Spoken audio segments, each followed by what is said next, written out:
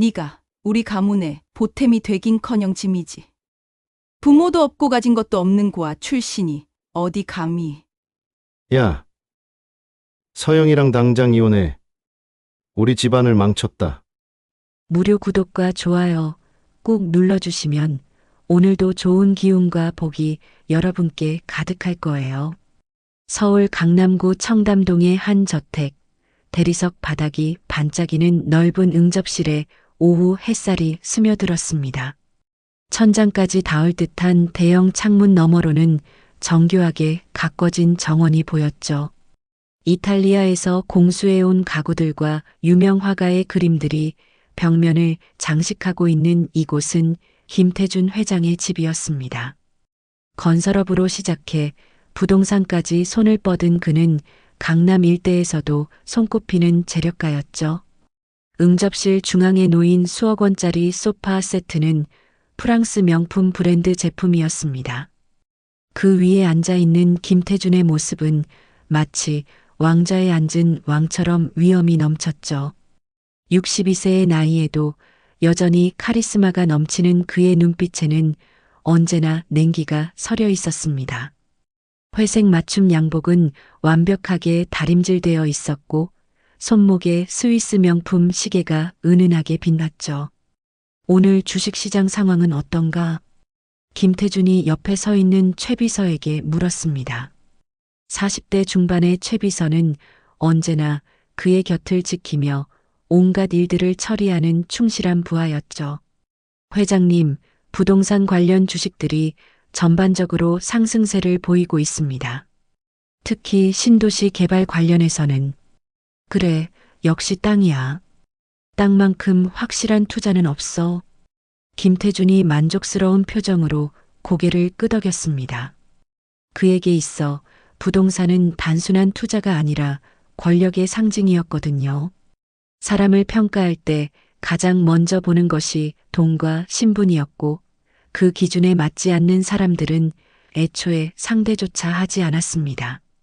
맞은편 소파에는 그의 아내 박미자가 앉아 있었습니다.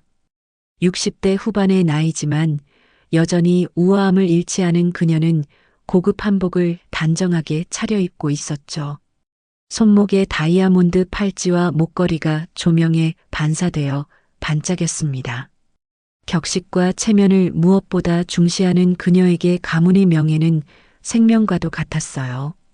여보, 도연이는 아직 안 왔나요? 박미자가 우아하게 차를 마시며 물었습니다. 찻잔조차 영국 왕실에서 사용하는 본차이나였죠.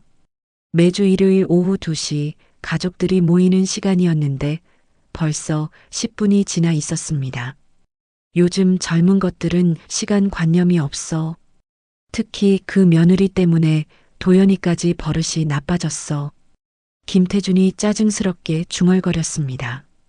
그의 목소리에는 이미 불쾌함이 묻어 있었죠. 곧 현관문이 열리는 소리와 함께 김도현과 이서영 부부가 들어왔습니다. 대리석 바닥에 울리는 발걸음 소리가 넓은 저택에 메아리 쳤어요. 어머니, 아버지, 안녕하세요. 늦어서 죄송합니다. 도연이 먼저 깍듯하게 인사를 건넸습니다. 34세의 그는 아버지를 많이 닮았지만 눈빛만큼은 훨씬 따뜻했죠. 키는 아버지만큼 크고 어깨도 넓었지만 아버지 앞에서만큼은 언제나 움츠러들어 보였습니다. 아버지의 거대한 그림자 아래서 평생을 살아온 그였지만 유일하게 자신의 의지로 선택한 것이 바로 옆에 서 있는 아내 서영이었어요. 안녕하세요, 아버님, 어머님. 서영이 고개를 깊숙이 숙여 인사했습니다. 32세의 그녀는 소박한 베이지색 원피스 차림이었는데 화려한 거실과는 사뭇 대조적이었죠. 명품으로 치장한 시댁 식구들과 달리 그녀의 옷차림은 평범한 백화점 브랜드였습니다. 부모 없이 혼자 자라 간호사로 일했던 그녀는 시댁에서는 늘 작아 보이려 노력했어요. 앉아. 김태준의 차가운 한마디였습니다. 환영의 인사도 따뜻한 미소도 없었죠. 도연과 서영은 조심스럽게 소파 끝자리에 앉았습니다. 박미자가 서영을 위아래로 훑어보며 말했습니다. 서영아, 내가 우리 집에 들어온 게 정말 기적이지. 겉으로는 웃고 있었지만 그 미소 뒤에는 차가운 시선이 숨어 있었죠. 마치 값싼 모조품을 보는 듯한 눈빛이었어요. 부모도 없고 가진 것도 없는데 우리 도연이가 널 택했으니 말이야. 말끝마다 독침이 있었습니다. 서영은 고개를 더욱 깊이 숙였죠. 손가락 끝이 하얗게 질릴 때까지 주먹을 쥐고 있었지만 겉으로는 태연한 척했습니다. 결혼한 지 3년이 되었지만 여전히 이 집에서 그녀는 환영받지 못하는 존재였어요. 도연아, 김태준이 아들을 불렀습니다. 그의 목소리에는 실망과 분노가 섞여 있었죠. 네, 아버지. 내가 집안을 망쳤다. 차갑게 내뱉은 말이었습니다. 응접실의 온도가 순간 떨어지는 것 같았어요. 도연의 어깨가 움츠러들었죠. 아버지 앞에서 그는 언제나 34세 어른이 아닌 어린아이가 되어버렸습니다. 아버지, 서영이는 말대꾸하려고 내 아내가 우리 가문에 뭘 보탬이 되나? 의료진이라고 해봤자 고작 간호사 아닌가. 김태준의 목소리가 점점 높아졌습니다. 그에게 있어 직업의 귀천이란 명확했거든요. 의사라면 모를까 간호사는 그저 남의 시중 드는 직업일 뿐이었어요. 대학병원에서 중환자실 수간호사로 일하는 것도 쉬운 일이 아닙니다. 도연이 조심스럽게 아내를 두둔했지만 아버지의 차가운 시선에 목소리가 점점 작아졌습니다. 그게 뭐가 대단해? 우리 집안과 어울리는 며느리는 최소한 의사나 변호사 아니면 재벌가 딸이어야 하는 거 아니냐? 박미자도 거들었습니다. 맞아요. 우리 친구들 며느리들을 보세요. 의대 교수 딸, 대기업 임원 딸. 그런데 우리는 말을 끝내지 않았지만 그 의미는 분명했습니다. 서영이 입술을 꾹 깨물었어요. 분노가 치밀어 올랐지만 꾹 참고 있었죠. 그녀의 눈빛에는 무언가 다른 것이 번뜩였습니다. 그래요. 하지만 곧 알게 되시겠죠. 서영의 속마음이었습니다. 그녀에게는 아무도 모르는 거대한 비밀이 있었거든요. 하지만 지금은 때가 아니었습니다. 아직은 기다려야 했어요. 김태준은 속으로 생각했습니다. 우리 가문의 격을 떨어뜨리는 여자. 언젠가는 저 여자 때문에 집안이 망신당할 게 뻔해. 그에게 며느리란 가문의 위상을 높여줄 존재여야 했습니다. 명문가 출신의 뛰어난 학벌, 그리고 재력까지 갖춘 완벽한 여성 말이죠. 하지만 서영은 그 어느 것도 갖추지 못했다고 생각했어요. 차라도 마시죠. 박미자가 어색한 침묵을 깨며 찻주전자를 들었습니다. 겉으로는 평온한 분위기를 연출하려 했지만 공기는 여전히 차갑고 무거웠죠. 서영이 조심스럽게 찻잔을 받아들었습니다. 그녀의 손이 살짝 떨리고 있었어요. 하지만 그 떨림이 두려움 때문인지 아니면 다른 이유 때문인지는 아무도 알 수 없었습니다. 도연은 아내의 손을 살짝 잡았습니다. 따뜻한 온기를 전하려는 그의 마음이었죠. 서영도 남편의 마음을 알고 있었습니다. 하지만 이런 상황이 언제까지 계속될 수는 없었어요. 시계 바늘이 3시를 가리켰습니다. 매주 반복되는 이 시간이 서영에게는 시험과도 같았죠. 하지만 오늘따라 그녀의 마음속에는 묘한 변화가 일고 있었습니다. 응접실 한편에 놓인 골동품 화병에 꽂힌 흰 장미가 고개를 드높이 세우고 있었습니다. 마치 서영의 마음처럼 말이에요. 시계가 5시를 가리킬 무렵 박미자가 자리에서 일어났습니다. 이제 저녁 준비를 해야겠네요. 오늘은 특별히 한정식으로 준비했어요. 김태준이 고개를 끄덕였습니다. 매주 일요일 저녁 식사는 이 집안의 전통이었거든요. 곧 가정부들이 바삐 움직이며 식탁을 준비하기 시작했습니다. 넓은 다이닝룸에는 12인용 원목 테이블이 자리 잡고 있었는데 그 위에 고급 도자기와 은재 수저가 정갈하게 놓였어요. 서영아, 너도 도와줘. 박미자의 말에 서영이 재빨리 일어났습니다. 시어머니를 도와 밑반찬들을 나르기 시작했죠. 김치, 나물, 젓갈류까지 모든 것이 최고급 재료로 만들어진 것들이었습니다. 하지만 서영의 손길을 거친 음식들을 박미자는 다시 한번 검토했어요. 이건 너무 작고 저건 간이 부족해. 끊임없는 지적이 이어졌습니다. 서영은 묵묵히 고개를 끄덕이며 다시 조리했죠. 간호사로 일하며 바쁜 일상을 보내던 그녀에게 이런 섬세한 요리는 여전히 어려운 일이었어요. 며느리가 요리도 제대로 못하면 어떻게 해? 박미자의 혀차는 소리가 주방에 울렸습니다. 서영의 어깨가 조금 더 움츠러들었어요. 1시간 후 식탁에는 정성스럽게 준비된 음식들이 가득 차려졌습니다. 전복죽, 갈비찜, 생선구이, 그리고 각종 나물과 김치까지. 호텔 한정식 못지않은 상차림이었죠. 자, 앉아서 식사합시다. 김태준이 상석에 앉으며 말했습니다. 박미자는 그 옆자리에, 도연과 서영은 아래쪽 자리에 앉았어요. 최비서는 식사에 참여하지 않고 서재에서 대기하고 있었습니다. 잘 먹겠습니다. 도연이 먼저 인사를 하며 젓가락을 들었습니다. 가족들이 조용히 식사를 시작했죠. 넓은 다이닝룸에는 젓가락 소리와 그릇 부딪히는 소리만 들렸어요. 김태준이 갈비찜을 한 점 집어먹으며 입을 열었습니다. 도연아, 요즘 회사 일은 어떤가? 네, 아버지. 신규 프로젝트가 순조롭게 진행되고 있습니다. 도연이 조심스럽게 대답했습니다. 그는 아버지 회사의 이사로 일하고 있었지만 언제나 아버지의 그늘 아래 있었어요. 그래도 내가 결혼을 잘못해서 회사 이미지에 도움이 안 되는 건 사실이야. 김태준의 말에 식탁의 분위기가 싸늘해졌습니다. 서영의 젓가락이 멈췄어요. 우리 회사 임원들 부인들 모임에도 서영이를 데리고 갈 수가 없어. 박미자가 거들었습니다. 다들 명문가 출신들인데 고아 출신 간호사를 어떻게 소개해요? 서영의 얼굴이 하얗게 질렸습니다. 하지만 참고 또 참았어요. 도연이 아내의 손을 살짝 잡으며 위로하려 했지만 김태준의 다음 말이 더욱 날카로웠습니다. 내가 우리 가문의 보탬이 되긴커녕 짐이지. 박미자의 말이었습니다.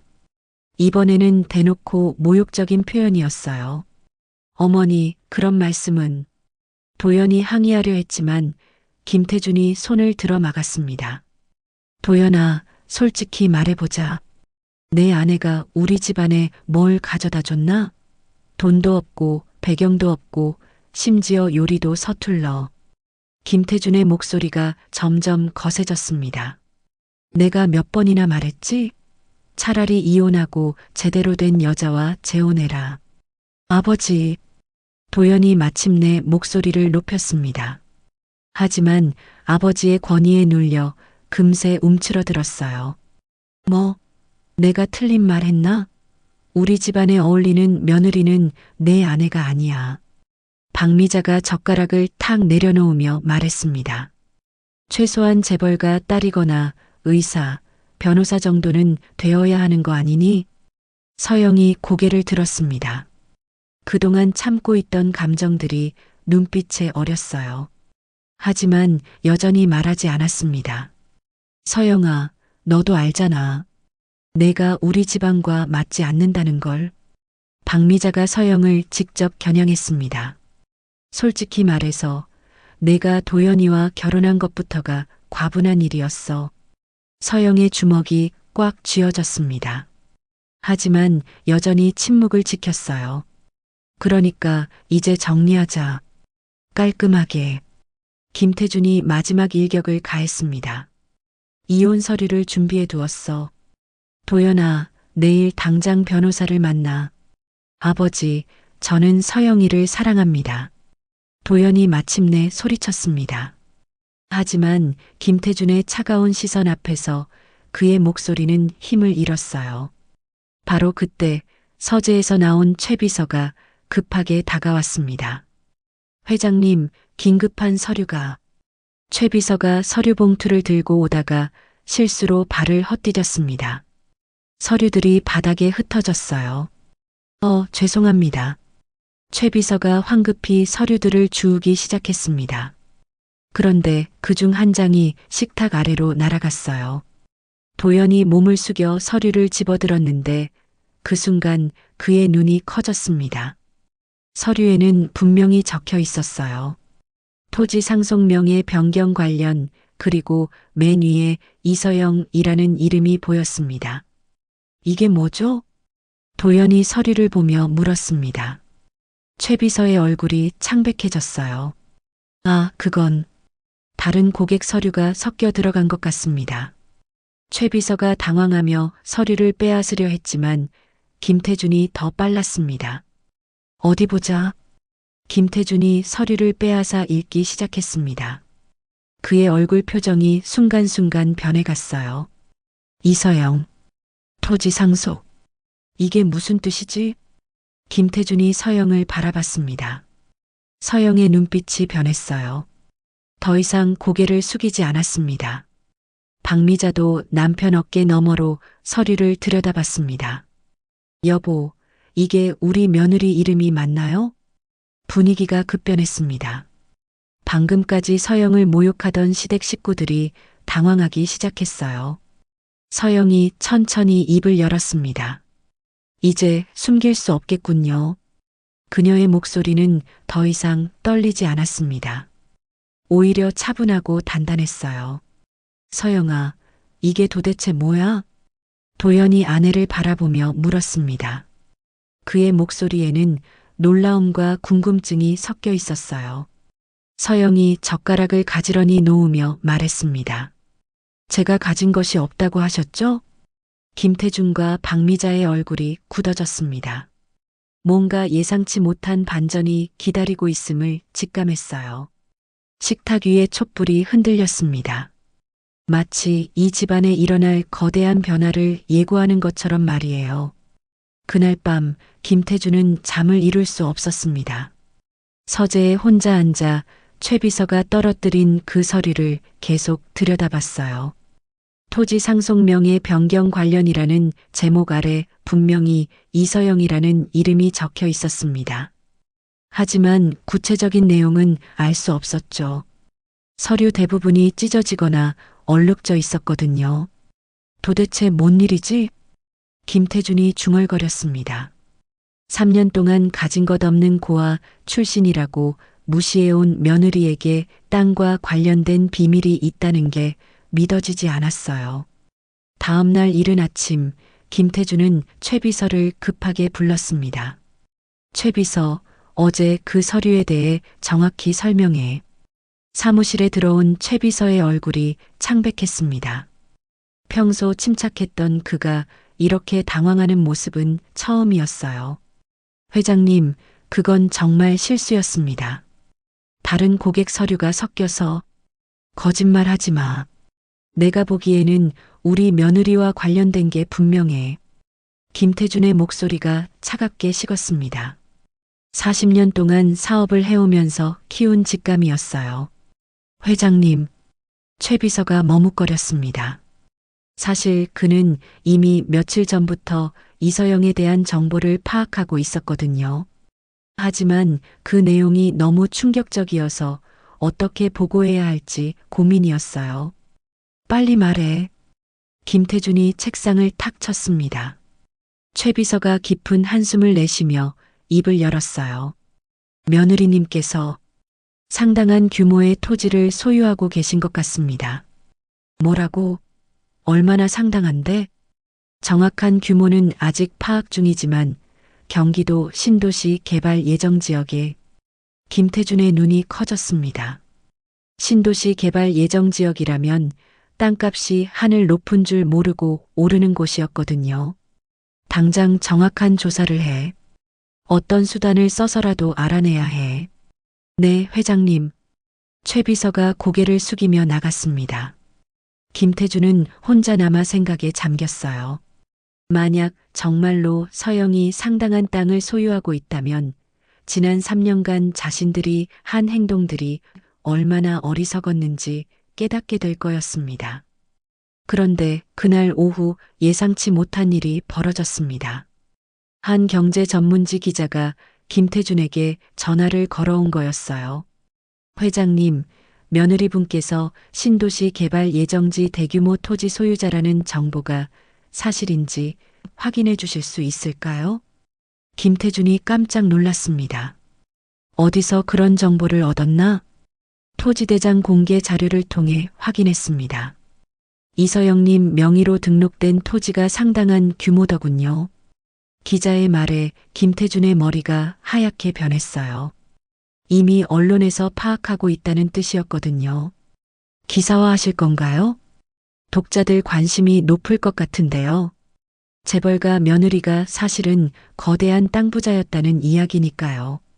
전화를 끊은 김태준은 즉시 최 비서를 불렀습니다. 큰일 났어. 언론에서 이미 알고 있다고 해. 최 비서도 당황했습니다. 어떻게 된 일인지 알아보겠습니다. 그날 저녁 온라인 뉴스에 작은 기사 하나가 올라왔습니다. 재벌가 며느리 사실은 신도시 토지 상속자? 기사 내용은 짧았지만 충격적이었어요. 이서영이 경기도 신도시 개발 예정 지역에 상당한 규모의 토지를 소유하고 있다는 내용이었죠. 비록 구체적인 규모나 가치는 명시되지 않았지만 독자들의 호기심을 자극하기에는 충분했습니다. 김태준이 기사를 읽고 있을 때 박미자가 다급하게 들어왔어요. 여보, 이게 무슨 일이에요? 친구들이 다 연락하고 있어요. 박미자의 손에는 핸드폰이 들려 있었고 계속해서 전화와 메시지가 오고 있었습니다. 우리가 며느리를 잘못 봤나 봐. 김태준이 씁쓸하게 말했습니다. 하지만 여전히 확신할 수는 없었어요. 최 비서. 김태준이 큰 소리로 불렀습니다. 곧 최 비서가 달려왔어요. 회장님, 지금 당장 정확한 조사 결과를 가져와. 우리 며느리가 정말 땅을 소유하고 있는지, 얼마나 되는지 모든 걸 알아내. 네, 이미 조사를 진행하고 있습니다. 최 비서가 조심스럽게 말했습니다. 사실, 예비조사 결과를 말씀드리면, 빨리 말해. 며느리님 명의로 경기도 평택과 화성 일대에 상당한 규모의 토지가 등록되어 있습니다. 김태준과 박미자의 입이 벌어졌어요. 얼마나 상당한데? 대략 20만 평 정도, 여의도 절반은 넘습니다. 뭐라고?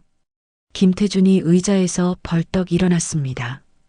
20만 평이라면 신도시 개발이 확정되면 상상을 초월하는 금액의 땅이었거든요. 이게 확실한 정보인가? 네, 토지대장을 직접 확인했습니다. 이서영님 개인 명의로 등록되어 있습니다. 박미자가 주저앉았습니다. 그럼 우리가 지금까지 말을 잇지 못했어요.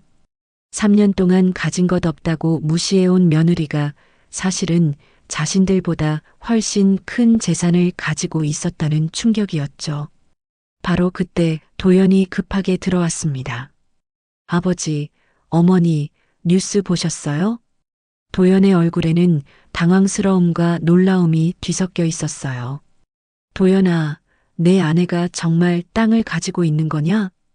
김태준이 아들을 붙잡고 물었습니다. 저도 몰랐어요. 서영이한테 물어봤지만 자세한 이야기는 안 해주고. 도연도 혼란스러웠습니다. 3년 동안 함께 살면서도 아내의 이런 비밀을 전혀 몰랐다는 게 믿어지지 않았어요. 이게 사실이라면 왜 숨겼지? 김태준이 중얼거렸습니다. 이해할 수 없었어요. 그 정도 재산이 있다면 왜 굳이 숨기고 살았을까요? 서영이는 뭐라고 하니은니? 박미자가 물었습니다. 조용히 살고 싶었을 뿐이라고 해요. 더 이상은 말하지 않고 도연이 한숨을 내쉬었습니다. 서영아, 내가 말 안 한 이유가 있어? 도연이 아내에게 물었던 말이 자꾸 떠올랐어요. 하지만 서영은 명확한 답을 주지 않았습니다. 그날 밤 인터넷 커뮤니티와 SNS에서는 이 소식이 빠르게 퍼져나갔습니다. 재벌가에서 무시당하던 며느리가 사실은 더 큰 부자였다네. 3년 동안 고아 출신이라고 무시받았는데 대박 반전이다. 이런 드라마 같은 일이 실제로 일어나다니. 댓글들이 폭발적으로 달렸고 기사는 실시간 검색어 1위에 올랐어요. 김태주는 서재에서 뉴스와 댓글들을 보며 머리를 쥐어짰습니다. 만약 이것이 사실이라면 자신들이 지금까지 얼마나 큰 실수를 했는지 깨닫게 될 거였어요. 최 비서가 마지막 보고서를 들고 들어왔습니다. 회장님, 최종 확인 결과를 말씀드리겠습니다. 김태준이 숨을 들이켰습니다. 며느리님 명의로 거대한 토지가 확인됩니다. 현재 시세로 계산하면 최 비서가 잠시 망설이다 말했습니다. 보수적으로 잡아도 수천억 원 이상 가치가 추정됩니다. 김태준의 얼굴이 하얗게 질렸습니다. 자신의 전 재산과 맞먹는 규모였거든요. 다음 날 아침 상황은 걷잡을 수 없이 번져나갔습니다. 주요 일간지들이 일제히 이 소식을 대서특필했거든요. 재벌가 멸시 며느리 사실은 수천억대 땅 부자 상속녀. 3년간 고아 출신이라 무시받던 며느리의 반전. 강남 재벌보다 더 큰 부자였던 며느리의 숨겨진 정체. 기사마다 자극적인 제목들이 줄을 이었습니다. 김태주는 아침 식사도 거른 채 신문들을 하나하나 펼쳐보며 한숨만 내쉬었어요. 여보, 어떻게 이런 일이? 박미자가 떨리는 목소리로 말했습니다. 그녀의 핸드폰은 아침부터 쉴 새 없이 울렸어요.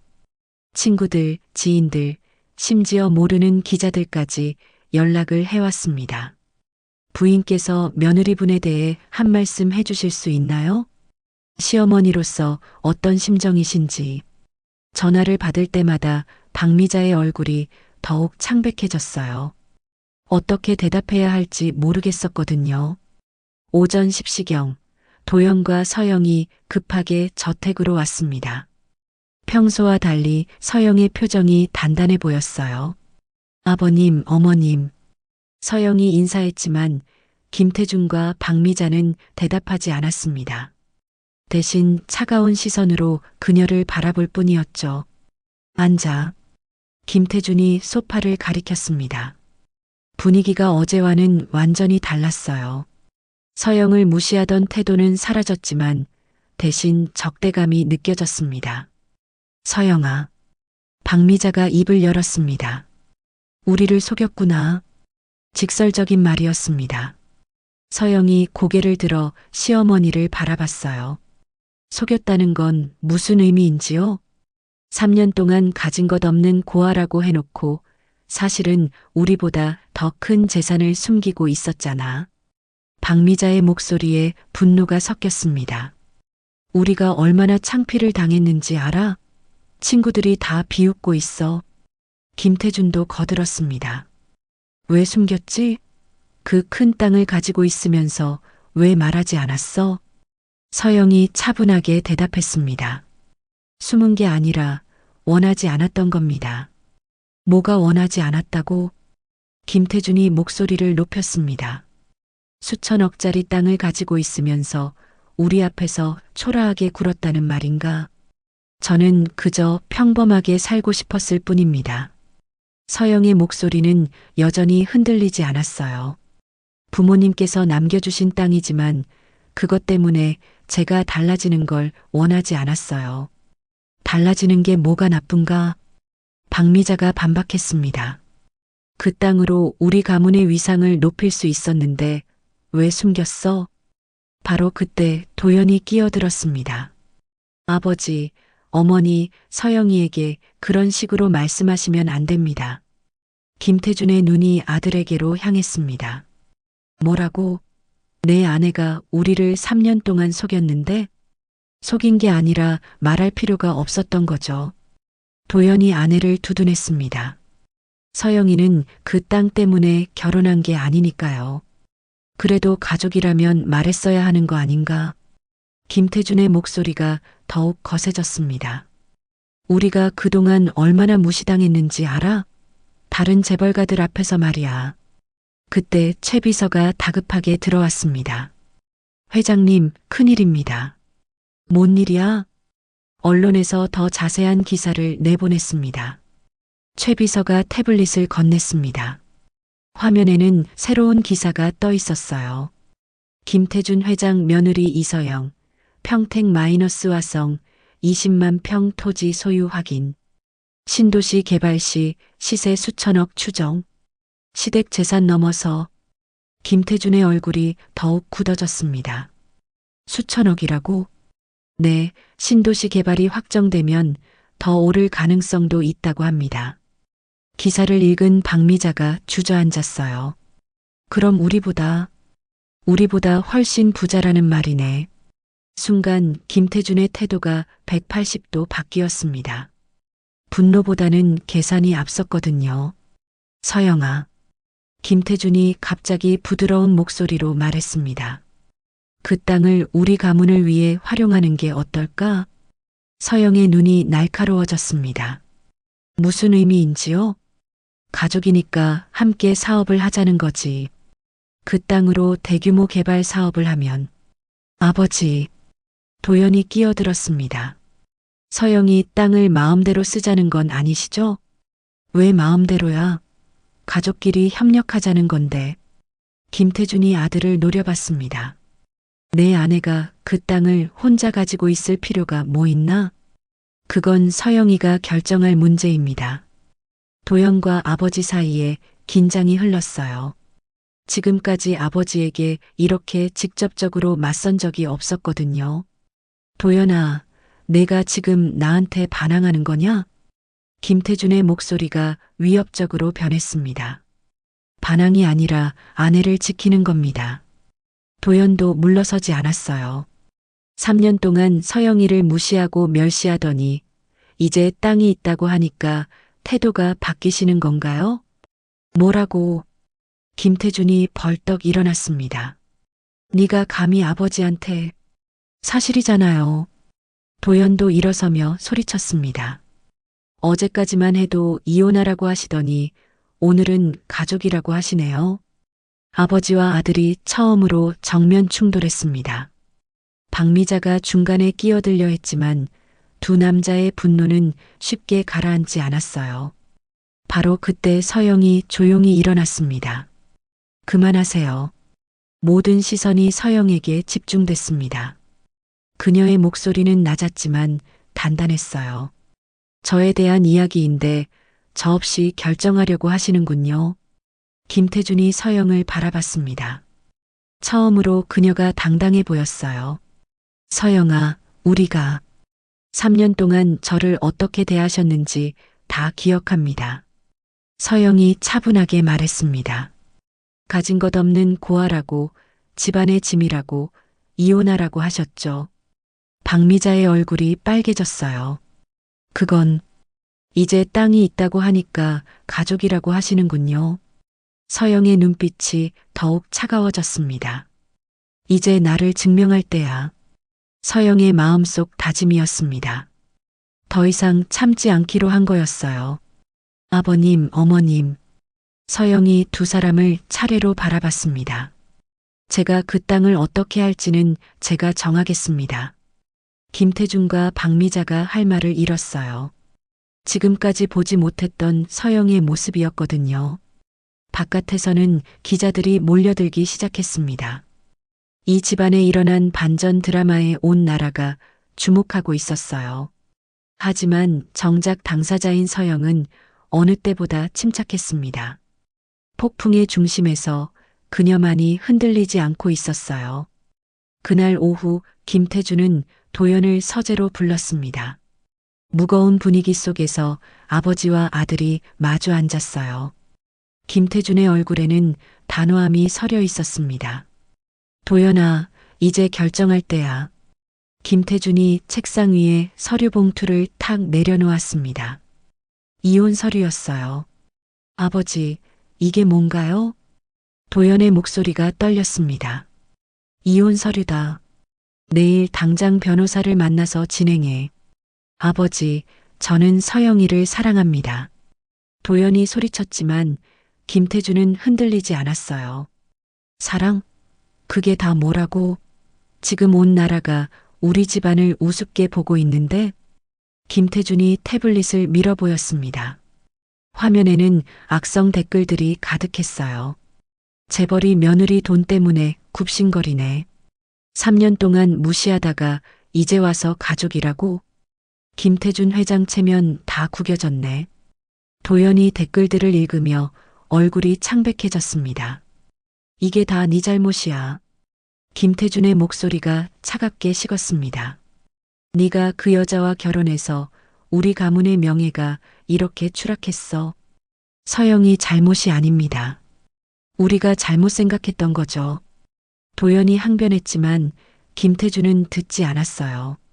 그 여자는 우리를 3년 동안 바보로 만들었어. 그런 여자를 계속 곁에 둘 수 없다.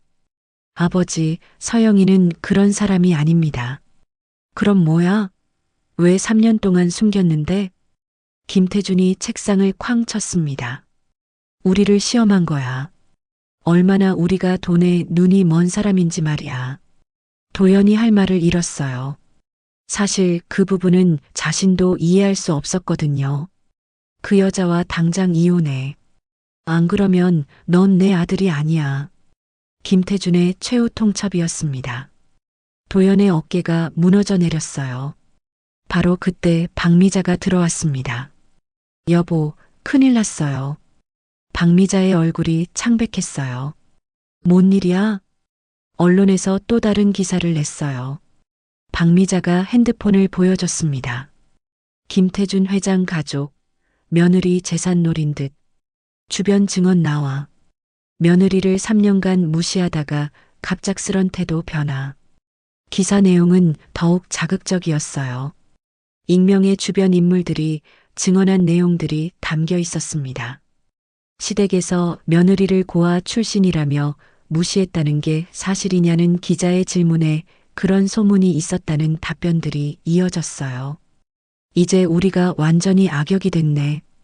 박미자가 한숨을 내쉬었습니다. 친구들이 연락도 안 받아요. 다들 우리를 피하고 있어. 김태준의 얼굴이 더욱 굳어졌습니다. 이 모든 게 다 그 여자 때문이야. 분노가 폭발했어요. 당장 이혼하지 않으면 우리 가문은 완전히 망해. 도연이 고개를 떨구었습니다. 아버지의 압박과 세상의 시선이 그를 짓누르고 있었어요. 그날 저녁 도연은 서영과 함께 그들의 집으로 돌아갔습니다. 작은 아파트였지만 따뜻한 보금자리였어요. 하지만 오늘은 분위기가 무거웠습니다. 서영아. 도연이 조심스럽게 입을 열었습니다. 응. 서영이 차를 우리며 대답했어요. 평소와 다름없는 모습이었지만 도연은 그녀의 마음을 알 수 없었습니다. 우리 어떻게 해야 할까? 도연의 목소리에 고민이 묻어 있었어요. 무슨 말이야? 아버지가 이혼하라고 하셔. 서영의 손이 잠시 멈췄습니다. 그래서 나는 널 사랑해. 하지만 도연이 말을 잇지 못했어요. 하지만 서영이 차를 내려놓고 남편을 바라봤습니다. 아버지의 압박이 너무 심해. 그리고 언론에서도. 도연이 고개를 숙였습니다.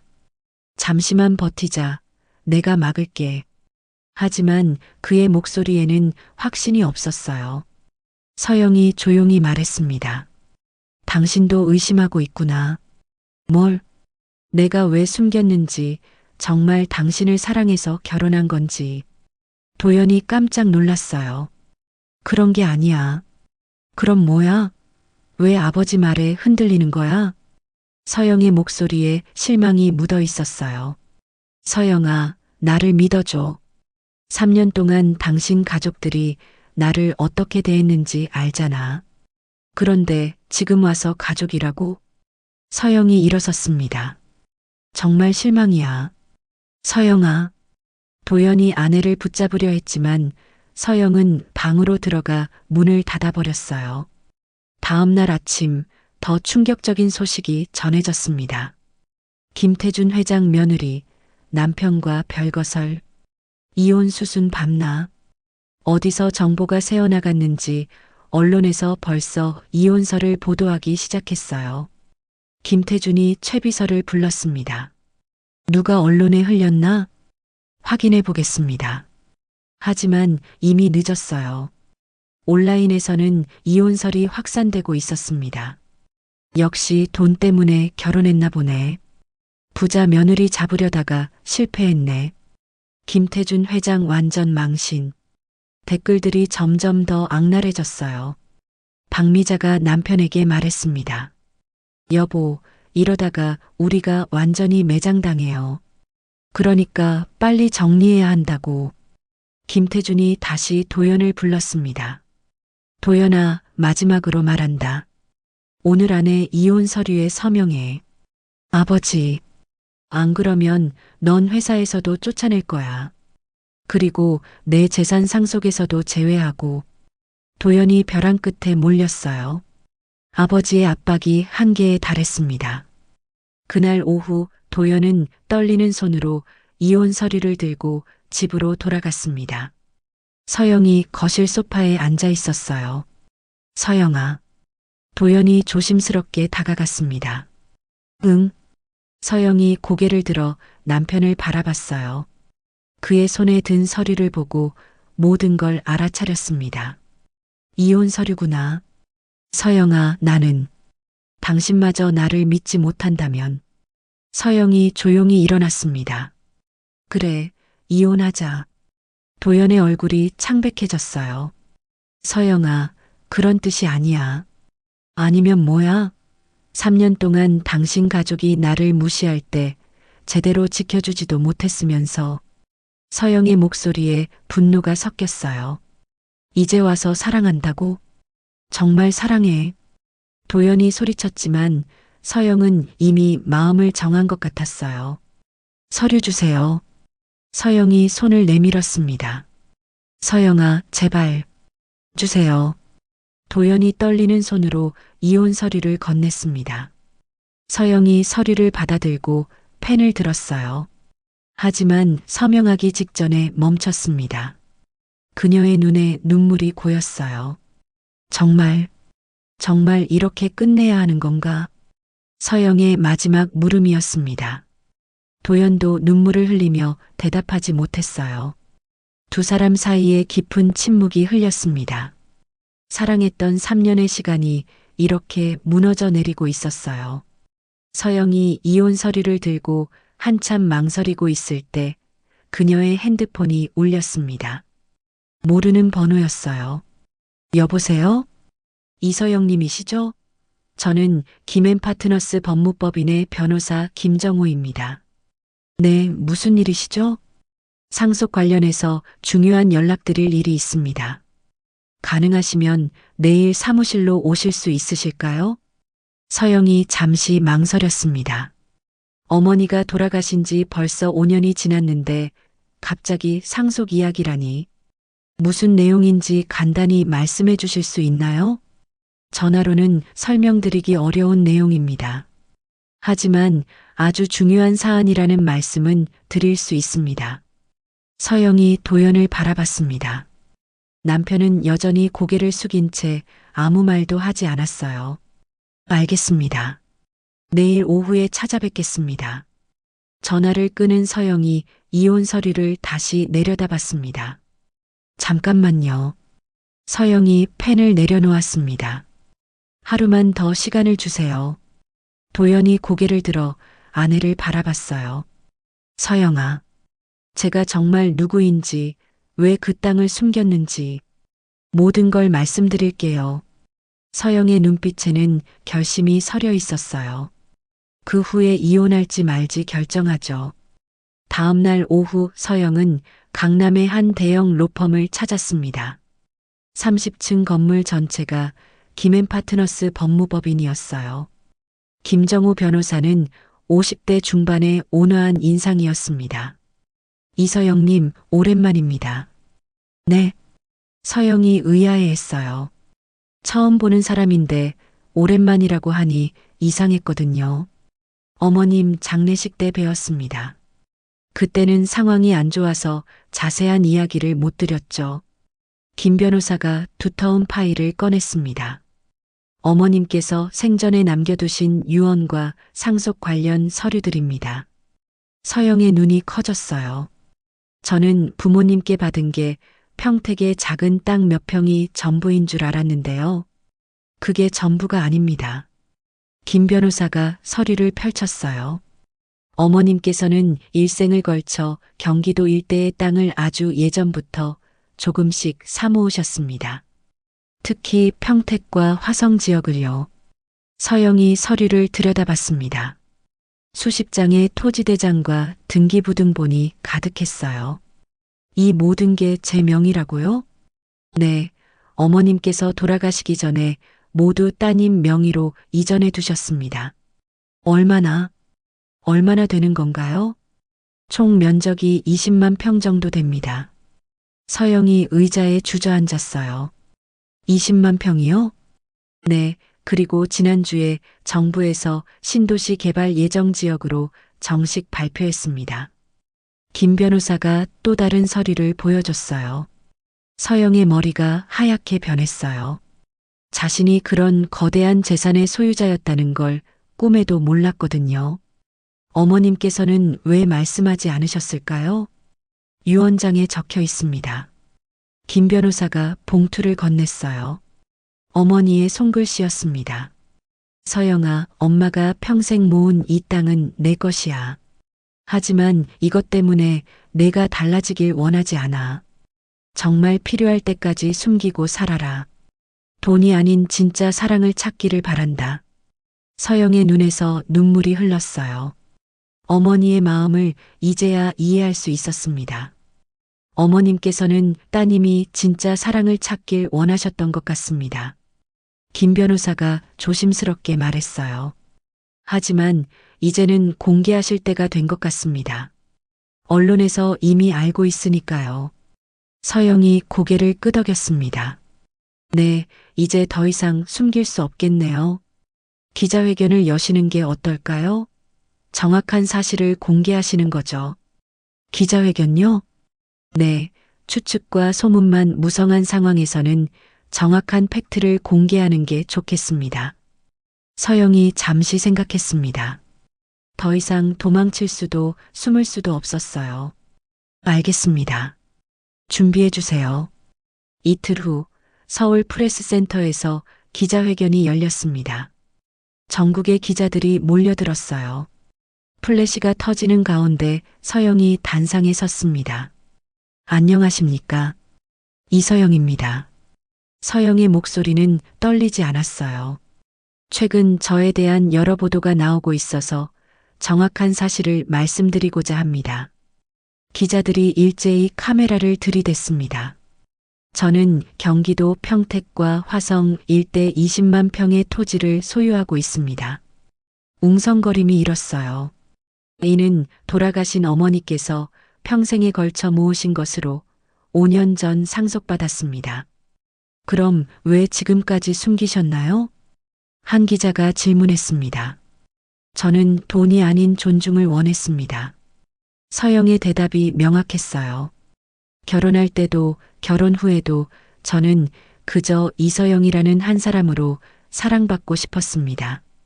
시댁에서 무시를 받으셨다는 보도는 사실인가요? 또 다른 기자가 물었습니다. 사실입니다. 하지만 그분들을 원망하지는 않습니다. 서영이 차분하게 답했어요. 상속은 권력이 아니라 책임입니다.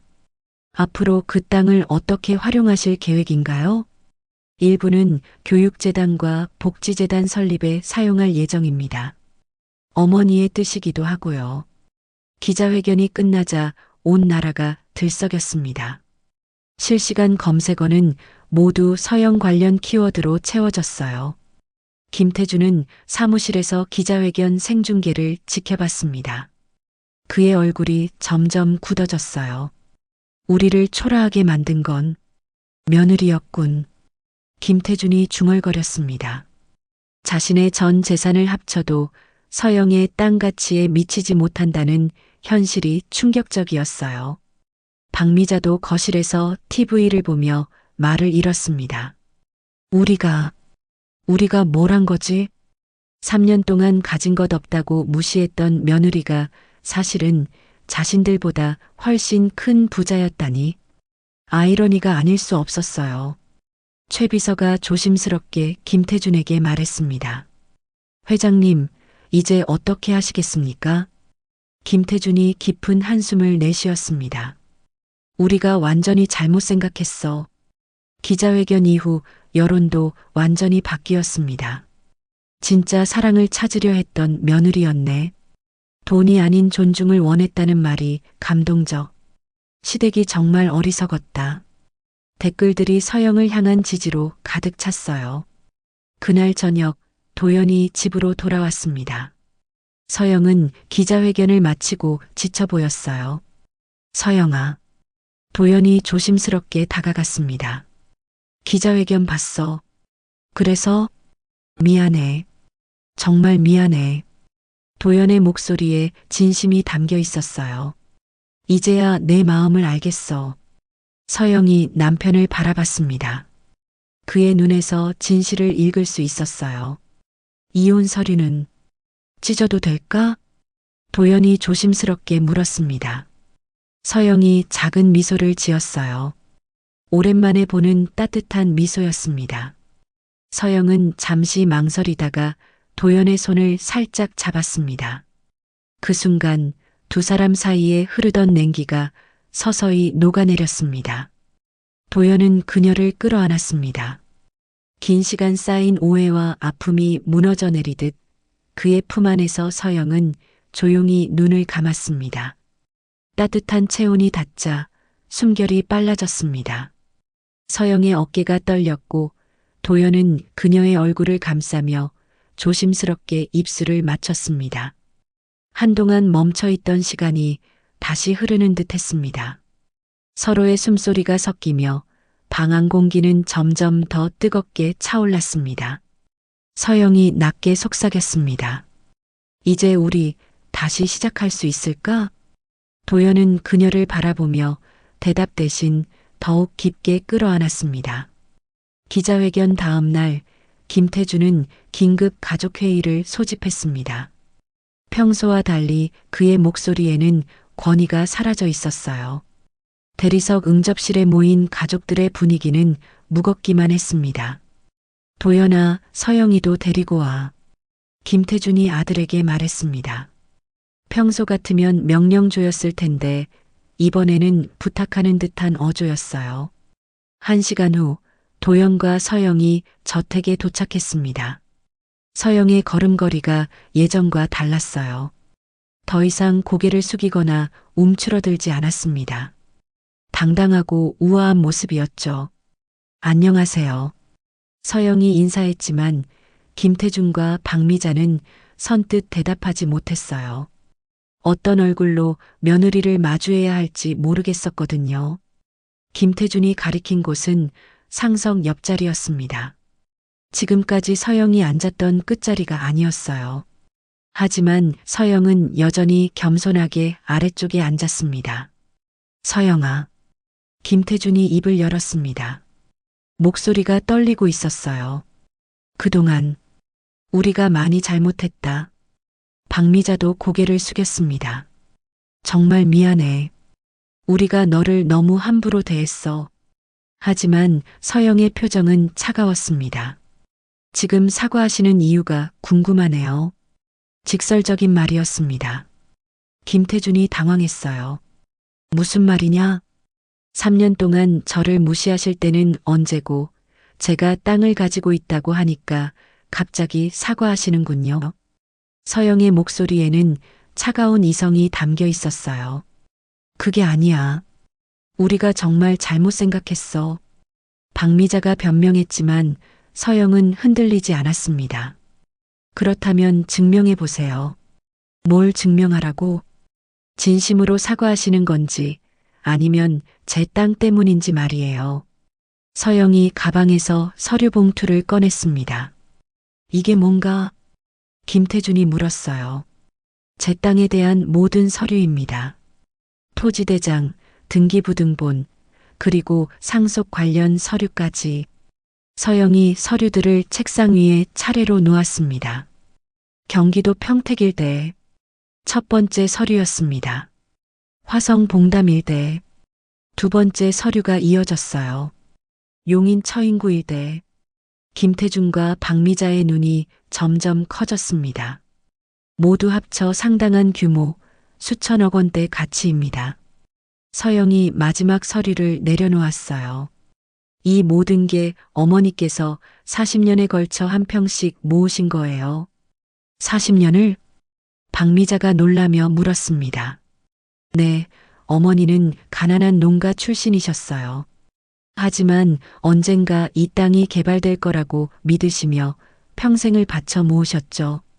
서영의 목소리에 감정이 묻어났어요. 어머니는 제가 이 땅 때문에 달라지는 걸 원하지 않으셨어요. 그래서 숨기고 살라고 하셨죠. 김태준이 서류를 들여다봤습니다. 모든 것이 완벽하게 정리되어 있었어요. 그런데 아버님, 어머님께서는 어떠셨나요? 서영이 차분하게 물었습니다. 3년 동안 저를 어떻게 대하셨죠? 김태준의 얼굴이 창백해졌어요. 가진 것 없는 고아라고 하셨죠. 집안의 짐이라고도 하셨고요. 서영아, 그건 이혼하라고도 하셨죠. 어제까지도. 서영의 말에 박미자가 고개를 떨궜어요. 우리 가문에 어울리지 않는다고 부모도 없고 배경도 없다고 하셨잖아요. 정말 미안하다. 박미자의 눈에서 눈물이 흘렀어요. 우리가 얼마나 어리석었는지. 하지만 서영은 아직 용서하지 않았습니다. 지금 우시는 이유가 뭔가요? 정말 미안해서인가요? 아니면 제 재산이 부러워서인가요? 날카로운 질문이었어요. 그게 아니야. 김태준이 소리쳤습니다. 정말 우리가 잘못했어. 너를 제대로 보지 못했어. 그럼 이제 어떻게 하실 건가요? 서영이 냉정하게 물었어요. 뭘 어떻게 하라고?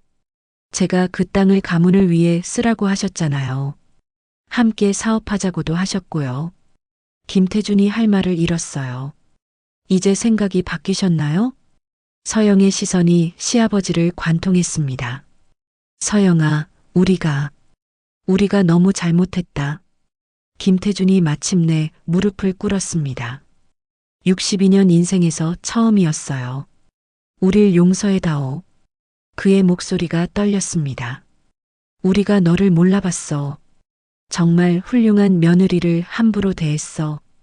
박미자도 남편 옆에 무릎을 꿇었어요. 서영아, 미안하다. 정말 미안해. 두 사람이 며느리 앞에서 무릎을 꿇고 있는 모습은 충격적이었습니다. 도연이 아내의 손을 잡았어요. 서영아, 이제 내가 당신을 지킬 거야. 그의 목소리에는 확신이 담겨 있었습니다. 아버지가 뭐라고 하시든 누가 뭐라고 하든 당신 편에 설게. 서영이 남편을 바라봤습니다. 그의 눈에서 진실을 읽을 수 있었어요. 이제 당신을 제대로 지켜줄 수 있어.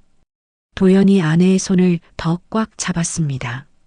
서영이 무릎 꿇은 시부모를 내려다봤어요. 복수할 수도 있었습니다. 그들이 자신에게 했던 것처럼 모욕을 주고 무시할 수도 있었죠. 하지만 서영은 다른 선택을 했습니다. 일어나세요. 그녀가 조용히 말했습니다. 멸시는 돌려주지 않겠습니다. 김태준과 박미자가 고개를 들었어요. 대신 진실을 보여드리겠습니다. 서영이 그들을 일으켜 세웠습니다. 제가 어떤 사람인지, 진짜 사랑이 무엇인지 보여드릴게요. 서영아. 박미자가 눈물을 닦았어요. 우리가 정말 잘못했구나. 네, 잘못하셨어요. 하지만 이제 새로 시작하면 됩니다. 서영의 목소리가 따뜻해졌어요. 다만 조건이 있어요. 뭔 조건이든 들어줄게. 김태준이 간절하게 말했습니다. 앞으로는 사람을 돈이나 배경으로 판단하지 마세요. 그 사람의 마음을 보세요. 알겠다. 꼭 그럴게. 그리고 저를 며느리가 아닌 한 사람의 인간으로 존중해 주세요. 당연하지. 우리가 얼마나 어리석었는지 이제야 깨달았어. 박미자가 고개를 끄덕였어요. 도연이 아내를 바라보며 말했습니다. 진정한 힘은 진실이었어. 그의 말에 서영이 미소를 지었어요. 네, 돈이 아니라 진실이죠. 최 비서가 조심스럽게 차를 가져왔습니다. 그도 서영을 보는 눈빛이 완전히 달라져 있었어요. 앞으로 어떻게 할 거니? 김태준이 조심스럽게 물었습니다. 땅 일부는 교육재단과 복지재단을 만드는 데 쓸 거예요. 어머니의 뜻이니까요. 좋은 생각이야. 그리고 나머지는 천천히 생각해 볼게요. 서영이 창밖을 바라봤습니다. 하지만 확실한 건 이 땅을 통해 많은 사람들이 행복해졌으면 좋겠다는 거예요. 김태준과 박미자가 고개를 끄덕였어요.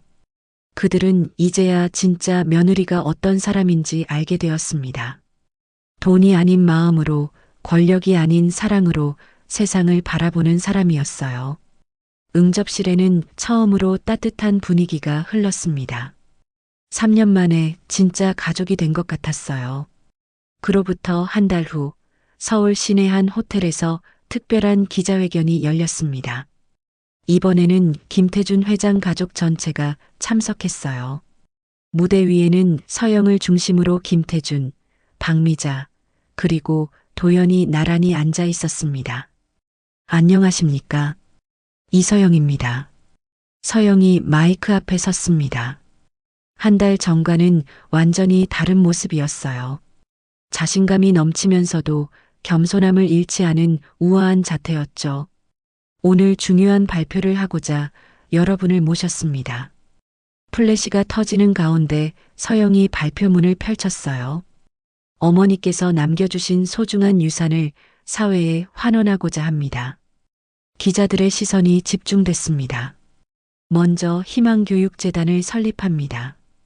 경제적으로 어려운 학생들의 교육을 지원하기 위해 평택 지역의 넓은 토지를 출연하겠습니다. 웅성거림이 일었어요. 듣는 이들 모두 숨을 죽였습니다. 또한 사랑복지재단도 함께 설립합니다. 소외계층과 홀로 어르신들을 위한 복지시설 건립에 화성 지역 토지를 사용하겠습니다. 기자들이 일제히 질문을 쏟아냈습니다. 엄청난 규모의 기부인데 특별한 이유가 있으신가요? 한 기자가 물었어요. 저 역시 어린 시절 어려움을 겪었습니다. 그때 주변의 도움이 얼마나 소중한지 알고 있어요. 서영의 목소리에 진심이 담겨 있었습니다. 어머니께서도 평생 남을 도우며 사셨죠. 그 뜻을 이어가고 싶습니다. 시댁과의 관계는 어떻게 되었나요?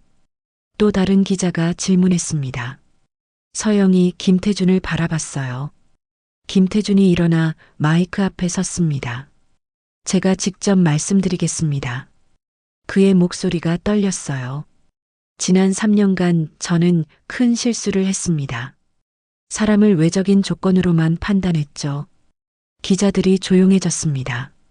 며느리 서영이는 진정한 인품이 무엇인지 보여준 사람이지요. 김태준이 고개를 숙였어요. 공개적으로 사과한다. 이제는 며느리가 아니라 진짜 가족으로 인정하겠다. 박미자도 일어섰습니다. 나도 그래. 서영이한테 너무 큰 상처를 줬지. 그녀의 눈에서 눈물이 흘렀습니다. 그런데도 우리를 받아줬어. 서영이가 훨씬 어른이더라. 도연이 마지막으로 마이크를 잡았어요. 내 아내 서영이를 누구보다 자랑스럽게 생각합니다. 그의 목소리에 확신이 넘쳤어요. 이제 제가 끝까지 지켜줄 거예요. 그리고 함께 의미 있는 일들을 해나가겠습니다. 기자회견이 끝난 후 가족들은 조용한 찻집에 모였습니다. 처음으로 편안한 분위기였어요. 서영아, 정말 고마워. 박미자가 며느리의 손을 잡았습니다. 우리 같은 사람들도 용서해줘서. 어머님, 이제 그런 말씀 마세요. 서영이 미소를 지었어요. 우리는 가족이잖아요. 김태준이 조심스럽게 말했습니다. 앞으로 내가 할 일이 있을까? 물론이죠. 재단 운영에 도움을 주세요. 아버님의 경험이 필요해요. 서영의 말에 김태준의 얼굴이 밝아졌어요. 정말? 나도 도움이 될 수 있을까? 네, 사업 경험이 풍부하시니까 많이 배우고 싶어요. 서영의 진심 어린 말에 김태준의 눈이 촉촉해졌습니다. 서영아, 내가 우리에게 가르쳐 준 게 너무 많아. 박미자가 말했어요. 진정한 부자가 뭔지, 진짜 가족이 뭔지 알게 해줬어. 어머님도 저에게 많은 걸 가르쳐 주셨어요. 서영이 시어머니를 바라봤습니다. 강한 여성이 되는 법을 배웠거든요. 박미자가 놀랐어요. 내가 언제 시련 속에서도 굴복하지 않는 법을요. 어머님을 보면서 배웠어요. 두 여성이 서로의 손을 꽉 잡았습니다. 진짜 모녀가 된 순간이었어요. 며칠 후 언론에서는 이 가족의 이야기를 대서특필했습니다. 진정한 사랑의 승리. 김태준 회장 가족의 감동 실화. 돈이 아닌 마음으로 이뤄낸 기적 같은 화해. 존중과 용서로 새 출발한 며느리와 시댁. 온 국민이 이들의 이야기에 감동했어요. 한 달 후 희망교육재단 설립 기념식이 열렸습니다. 평택의 넓은 부지에 건설될 교육시설에 첫 삽을 뜨는 날이었어요. 이 땅에서 많은 아이들이 꿈을 키워나갔으면 좋겠습니다. 서영이 삽을 들며 말했습니다. 어머니께서 40년간 한 평씩 모으신 마음이 이렇게 꽃 피우는 거네요. 김태준이 옆에서 말했어요. 정말 훌륭한 어머니를 두셨어. 네, 자랑스러운 어머니셨어요. 박미자가 서영의 어깨에 손을 올렸습니다. 우리도 그런 어머니가 되어야겠어. 이미 되셨어요. 서영이 시어머니를 바라보며 말했습니다. 저에게는 두 분의 어머니가 계셔요. 하늘의 어머니와 곁의 어머니. 박미자가 기분 좋게 웃었어요. 그날 저녁 도연과 서영은 작은 아파트로 돌아갔습니다. 김태준이 큰 집으로 오라고 했지만 두 사람은 이곳이 좋다고 했어요. 서영아, 도연이 아내를 바라봤습니다. 응, 고마워. 우리 가족을 변화시켜줘서 우리가 함께 바뀐 거죠. 서영이 남편의 손을 잡았어요. 이제 정말 새로운 시작이네.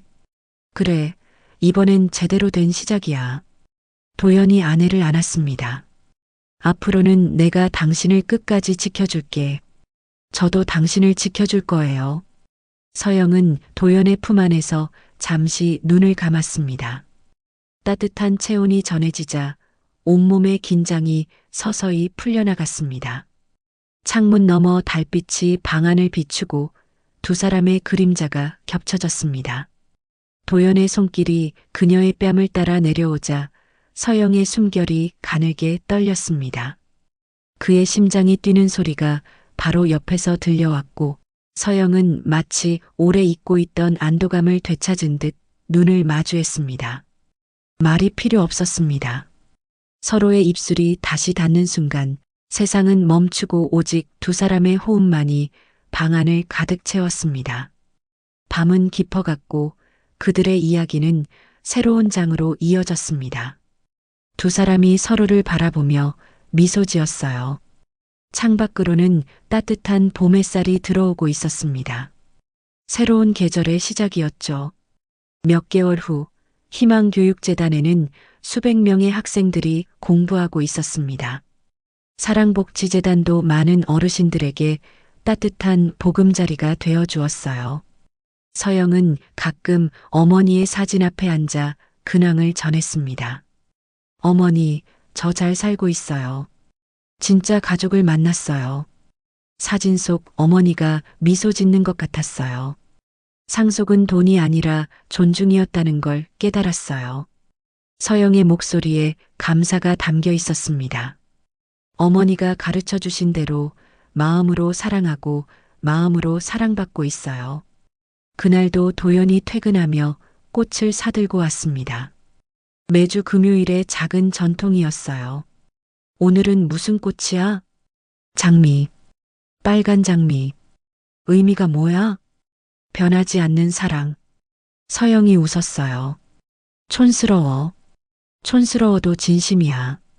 두 사람이 웃으며 꽃을 화병에 꽂았습니다. 응접실 한편에 있던 하얀 장미 옆에 빨간 장미가 나란히 섰어요. 시작과 변화, 그리고 새로운 사랑을 상징하는 것 같았습니다. 그렇게 이들의 이야기는 해피엔딩으로 마무리되었습니다. 돈이 아닌 진심으로, 권력이 아닌 존중으로, 미움이 아닌 용서로 쓰인 아름다운 가족의 이야기였어요.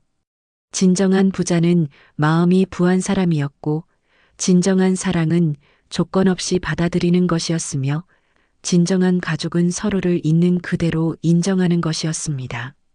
서영과 도연, 그리고 김태준 가족의 새로운 시작은 이제 막 시작되었어요. 함께 해주셔서 감사합니다. 무료 구독과 좋아요, 그리고 댓글로 응원해주시면 더 좋은 사연으로 보답하겠습니다. 지금까지 사연몬스터였습니다.